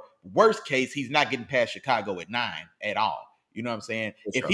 If he gets past Seattle at 5, somebody may even consider coming to get him. You know what I'm saying? Especially like a team like Tennessee, who lost Bud Dupree. You've got Harold Landry, who's a little overpaid for what he could give you, what he really gives you down in and down out as well. So they're looking for a real dependable guy on the edge. I say a team like Tennessee want to come and get him if he made it, like let's say outside of 5 or even the 5, and they had a chance. But yeah, nah. I was surprised you had him at 2 as well. I thought I was gonna be crazy. Because boy, when I had Skoronski at 3, boy, hey, you gave me that look like, boy, you tripping. Yeah. That one I felt a little different, but hey, man, that's what it's about, man. Our eyes, we see what we see, man. It's about projections, man. But let's move on to my number one guy, and my number one guy, man, is Georgia's deep edge guy, Nolan Smith, man.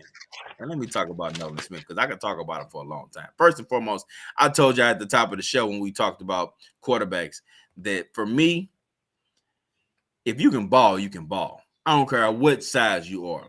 And he is another example of that, man. 6'2", 238 pounds. So, yeah, he's small. But when I watch him on the field doing his thing, I'm like, I was in awe, honestly, Willie Jack, when I watched him. It was like, is he 238 pounds? Like, why can't they move him out the way? Why they ain't moving? Why when they get their hands on him, they ain't hemming him up? Like, he 238 pounds. Like, what's up with what?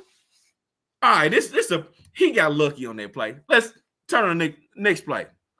Another guy threw out the way. Okay, cool. Let's run the next play. Okay, he got a puller coming towards him. Oh yeah, a puller. Somebody come around the edge. Oh yeah, they finna blow him out the frame. Nope. Took on a puller, hit him right in the chin. You know what I'm saying? It was right there to make a play. I'm like, okay, what's and he's at Georgia, so he ain't playing against no slouches. You know what I'm saying? They got matches every week. You know what I'm saying? He a dog, Willie. A dog. Ooh. When I watch Nolan, that's what I see, man. A straight dog, man. I'm talking about tremendous athlete, first and foremost. 4.39 at the combine. You talking about an edge guy. 41-inch vertical. Oh, no wonder, you know what I'm saying? He's out there doing all these different things because he's so athletic, but also so bendy and so flexible. If you watch just the way he plays. Now, I for sure think he'll be a speed rusher. But that wasn't even the strength of his game when I watched him. He made more plays in a run game than anything else. You know what I'm saying? And then when you put him in space, he is the guy. He didn't miss tackles, man. He didn't miss tackles. When he had you was got. It was done. You know what I'm saying? And like I said, he does not play like a smaller finesse end by any means. Loves to be in the mix, to stick his nose in there with the bigger guys. You know what I'm saying? You can't tell him he's 6'2", 238. You know what I'm saying? You can't tell him that. Ain't no way you can tell him that. He like, nah, I don't know what you see, bro. I'm 6'8", 290. What you mean? You know what I'm saying? Because that's how he plays. He's very good with his hands at the point of contact. Very violent with his hands. I think he was the most violent guy that I've seen with his hands out of all the guys that I watch as far as ends. I'm talking. I watch him every single play. It doesn't matter what play it is. He never lets a guy stick on him or lets the offensive lineman block him. If the ball's going the other way, if a lineman tries to get his hands on him, he's shedding that block, and it looks like he's doing it with ease. Like, man, get off of me! Like, what you doing? Excuse me, I gotta go. I got to play to go chase. You know what I'm saying? That's what I see when I watch him. Going into some more. I got more, Willie Jack. I got more. Has a good, like I said, he has a good first step and great agility to mirror ball carriers. As I talked about before, I didn't see him miss a tackle when I watched this film, man. Great flexibility and being coming around the corner as a pass rusher, defends the run again. Like I said, just as good as he rushes the passer. Has the versatility to not only play the line of scrimmage but also play the passing lanes, to get back in coverage, read the coverage, using his eyes, looking both ways, seeing who's the crossers and things like that. When I watched him, man, it was no weaknesses in this game, all the way around, in my opinion. The only thing people could say about him is that he's just undersized. You know what I'm saying? And for me, that didn't deter him from anything. He took on whatever, like he was a true big, athletic, and great size defensive end, man. That's what I look like. That's what he looked like when I watched him. So Nolan Smith, man, that's my number one guy, dog. No, and then I of course I had the same guy number one for me as well. And so, but the first line I have on my little note sheet, man, is explosive athlete that plays bigger than listed. Because just like Chop said, he's 6'2", 238. He found out he was 6'2", 238 when he went to the combine because he swore he was 6'5", 260. You know what I'm saying? Just like Chop said, he showed up like, y'all show 6'2". I ain't. They don't look right. They don't look right. Y'all scale wrong. Yeah, exactly. You know what I'm saying? So, so definitely, I felt that as well. I felt the same way as well. And this is the thing as well. I do think he's a true 3-4 outside linebacker, but I think because we've seen, just like you said, his size he's got point of attack play strength. He's got point of attack play strength at 238 pounds, just like Chop said. And this is the thing about this thing as well, man. Just for me personally, I don't pick a fight with a dude that wear black Air Forces, and I look a certain way. I've got a certain level of respect for players, especially in the trenches, that play without gloves. This is a 238-pound defensive end in the SEC playing with his naked, bare hands out. I'm telling you, that's just a whole nother level of toughness. I don't give a damn about them dudes that take their shirt off when it's cold outside. You jump around in the thing, you know what I'm saying? Blowing frozen clouds because it's cold as hell, your shirt's off. Yeah, that's kind of tough. I ain't gonna lie. That's kind of tough. Nah. You playing without gloves in the trenches, y'all don't understand how easy it is to get your fingers caught and twisted in somebody's face mask or just, man. It's happened to me multiple times, bro. That's that is some of the most painful stuff that can happen to you on the football field is getting your face cleated, stepped on, and you know what I'm saying? Like, man, it's pain. And just even engaging, because he's engaging. Like Chop said, he's got excellent hands. And he's got extra play strength. He's getting in tackles' chest with his naked hands. You know what I'm saying? Shedding, tossing guys, snatching guys out the way. Like, bruh, it's just a different level. That's just a different level guy. You know what I'm saying? That's a dude. That's a dude that showed up with black forces to the club. He showed up with black forces and basketball shorts to the club. He waited for somebody to ask him about it, say something. You know what I'm saying? He looked for trouble. That's the type of guy that is right there, man. And so, a black t-shirt. And man, exactly. Black tall tee, Jabos, and black forces in 2023. Looking around like, dude, somebody do something. Grab your girl butt. I wish somebody would. I wish somebody would. Holler at your wife right there while you sitting there. You know what I'm saying? Yeah, I don't want no problems with a dude like that. But so 3-4 outside linebacker for sure. But like I said, his play strength at the point of attack isn't an issue for me. And so if you told me he's another guy, if you told me he had to play that 4-3 kind of Leo role, I think he definitely could. I don't want him lined up as a 4-3 end at all. But if he's gonna play like a 4-3 Leo, where, and like I said, he's lined up on the line, standing up with three guys next to him, I'm good with that. Outside linebacker for sure. And then another thing as well, and I'm glad because I wrote that, and then I saw it in the 2021 Alabama game against Alabama, the SEC championship, where he could probably play Sam linebacker. He plays Sam. He plays some Sam in that game as well. Just off ball Sam linebacker. Here's what I was gonna ask you, Willie Jack, because I see his athleticism. I see everything that he does on a down by down basis. Now he may not be as good of a pass rusher, but do you feel like he can be used in like a similar role that the Cowboys use Parsons? You know what? I see the athletic ability. Now we've seen it more from Parsons at Penn State because they use him at middle linebacker. You know what I'm saying, rushing up the middle. That's so we didn't see that from him because that's not what they asked him to do. But his skill set, his athletic ability, he's that style of athlete for sure. Now the thing about Parsons, I think Parsons is probably closer to 245. I want to say he's close. I don't think Parsons is bigger for sure. He's a thicker build because even he's 238, and honestly, because I follow all this stuff. They say he probably bulked up at the combine to that 238. I think people said that they were thinking he was closer to 230 than he was closer to 240 or closer to 230 to 240.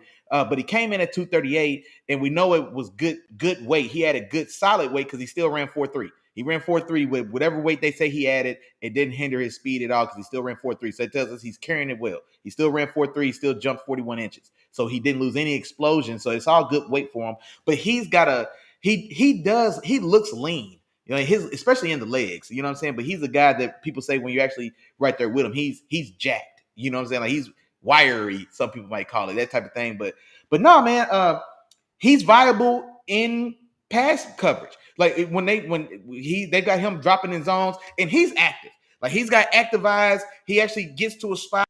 Like, you know what I'm saying? I think I watched it was 2021 Kentucky. He carries a wheel route by the Kentucky's running back 40 yards up the field. You know what I'm saying? He's right there in his hip.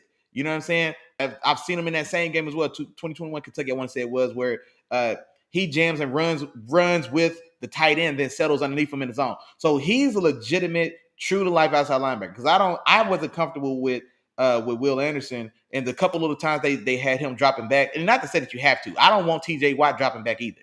You know what I'm saying? But if you do, look like you know something. You know what I'm saying? So I feel like when Will Anderson dropped back in coverage the 2 or 3 times, it's like twice a game. You know what I'm saying? But it's almost, he looks more like he's playing quarterback, spying the quarterback at the edge, as opposed to actually trying to sit into a short curl flat zone. He's actually getting into a real life zone. Like I say, he could carry a running back. He can carry a tight end with that speed as well. But he could do that. High motor, great backside pursuit speed, and it actually shows up. Man, what else I want to say? Because you hit a lot of great points. Great leverage, you know what I'm saying? Great pad level. He stands tackles up, just like my dog Chuck. He stands tackles up in the SEC. And honestly, I liked him. I definitely like his tackling. I think he's definitely a more sure tackler than Will Anderson. But I feel like he found the ball and made plays more often. Like Will Anderson, he hits, he engages. He will shed and make a play for sure, but there's also in points where he can't get off the block or doesn't get off the block, and then like the play comes through him. You know what I'm saying? The play runs right inside of him. He can't disengage, and it's an 8-yard run. Whereas maybe if he was able to shock and disengage, maybe it's a 3-yard run. You know what I'm saying? I felt like he did a good job of being a guy that an 8-yard run's a 4-yard run. You know what I'm saying? Because even when you bring it to him, play side, he can disengage, get off, and actually make that tackle. Or where Will Anderson may have disengaged and got there, but then he missed the tackle. He slipped off or he fell off. He makes that play, I feel like. But yeah, no, man, I love this guy. His pass rushing as well. I also kind of think the way Georgia's defense is and what they ask him to do, it's pin your ears back style of defense. And so he's lining up on the edge. He's not trapped inside like in a 4-3 tech something crazy like Will McDonald in Iowa State. So he is lined up on the edge or even as stack backer sometimes, depending. But it's not a pin your ears back and just go get it style of defense though. So you do definitely have a lot of responsibility to kind of hold linemen up. You know what I'm saying? And hold linemen up and make sure you secure the run before you get it. It's run. Fall into get into your pass rush second. Defend the run, secure the run, get into your pass rush second. And so I don't feel like he actually just pinned his ears back, lined up, rearing to go 2 or 3 point stance, wherever he wants to do, and then said, man, I'm coming to get it. Like he didn't even get that opportunity as much as he probably will, or as much as he definitely is going to be when he gets to his next level. But not for me. Yeah, he's top 10 for me. He's a top 10 draft pick for me. And his stock has been rising. The combine did a lot of that because before the combine, for sure, he wasn't even projected in the first round, which was crazy. You know what I'm saying? If this is the same film that they was looking at when this was going on, but then he gets the combine and then you watch, man. If for those who out here who in here, man, if you ain't watched that film on Nolan Smith at end, pick a name. It don't matter what, just pick one. But I'm telling you right now, I don't think he's not going to get past Houston at 12. In my mind, Houston gets the quarterback at 2, and then if Nolan Smith, if for some reason he shouldn't get past Tennessee at 11, I'll take it back. He absolutely shouldn't get past Tennessee at 11, who really needs a real deal, true to life edge rusher. They've paid $80 million to 2 guys to be edge rushers, and one of them they just had to cut, and they're going to pay him $15 million this year. And he's not even on the team. That's Bud Dupree. Then they overpaid for Harold Landry as well because they're desperate for somebody on the edge to really be able to give them real life rush. And so Nolan Smith would be perfect for the Titans if you're asking me. But they also need a tackle. So maybe if Paris Johnson makes it outside the top 10, and then he's going to be the guy at Tennessee for 11. But I don't see any way at all Houston doesn't take him at 12 because they're desperate for somebody on the edge as well. And then also Houston, D'Amico Ryans was the guy over that defense in San Francisco. He knows what to do with a legitimate guy on the edge, man. Like I said, so wide 9, Nolan Smith, let him get out there and do his thing, man. And that should and he's this defense's Joey Bosa. You know what I'm saying? If he makes the Houston, I don't see how he makes it past 12. So definitely a top 10 guy for me. Worst case, like I said, I don't know. I'd be hard pressed to figure out who they took in Houston at 12 over this guy if he's available. Because these receivers, they need receivers as well. But these guys aren't. I don't want any of these guys before I want Nolan Smith. Like I said, I'll take my chances there. But no, I'm surprised that I thought I was gonna be crazy for Will Anderson at 2 and Nolan at 1. I know I didn't. So you must be learning something. I was surprised. You're learning something. I'm glad. Yeah, I told you I felt comfortable when we started the show. Yeah, you know what I'm saying? Yeah, I'm proud of you. Oh man, Willie Jack, man, that's pretty much it, man. You want to run through your list one more time? Yes, sir. So number 1, Nolan Smith, Georgia. Number 2, Will Anderson, Alabama. Number 3, Felix Duke Uzama, Kansas State. Number 4, Tyree Wilson, Texas Tech. Number 5, Will McDonald from Iowa State. Oh, and then I had a couple honorable mentions. Miles Murphy. Like I say, I had 5, 6, or 7 guys that I could have put in that 3, 4, 5 mix or whatever, however I want to do it. But just to drop their names real quick, Miles Murphy was definitely one of those guys. BJ Ojolari from LSU. He just didn't have the athleticism or the burst. But he's a guy that he's got some positives with his hands, his technique, but average athlete and some things there. And then Lucas Van Ness, I took a look at him. I don't understand all the hype on Lucas Van Ness as well. He's got like real deal top 10 hype as well. And I don't necessarily see it. He's a player, but I don't see it top 10. I see it bottom of the first round. You know what I mean? Philly, Kansas City, somewhere in there, like bottom of the first, but second round player from what I'm looking at. But yeah, that was what I had. And some of the guys you mentioned too were some of the guys that I looked at, but BJ Ojolari was one of the guys that missed my list too. One thing about him, man, I saw some laziness in this game, man. I saw some. All right, I know I'm rushing the pass on this play, so I'm gonna give it my all. But then they running the ball and it's going the other way, so I'm gonna take it easy on this play. You know what I'm saying? Mm-hmm. I saw a guy that I don't know how much he really wanted it, but definitely had some good tools. And going back to my list, man, number 1 I had Nolan Smith. 2, Will Anderson. Number 3 I had Tyree Wilson. Number 4, Miles Murphy, and then number 5 I had dang, I just got his name. I got it for you. Andre Carter. Yeah, Andre Carter. There you go. Yeah. Andre Carter. Yeah, man. So that's what I had. But other than that, Willie Jack, that's it and that's all, man. Another episode in the books, man. You want to tell the people right now? I think I called the edge guys right on this one, man. Okay. What you want to do for the next one, man? You want to tell everybody what we're gonna do for the next episode? Yeah, man. Let's do safeties. Safeties? Okay. Yeah, let's do safeties. I'm ready to finally really kind of get into Brian Branch and some of those guys, man. Let's do safeties.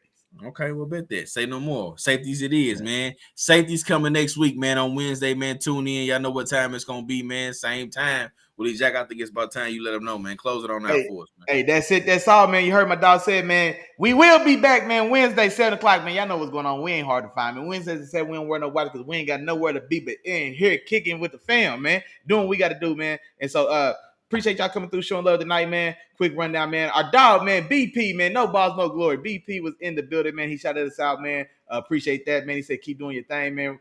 We killing it, man. Hey, we appreciate all the love, man. BP, y'all be sure to check out our dog, man. No balls, no glory, man. Find those boys on YouTube as well. Thursdays, if I remember correctly, man. Thursdays, man. BP, man. I'm sorry, man. I ain't got to stop buying a little bit, man. I'm heavy in this draft stuff, but man, good content over there, man.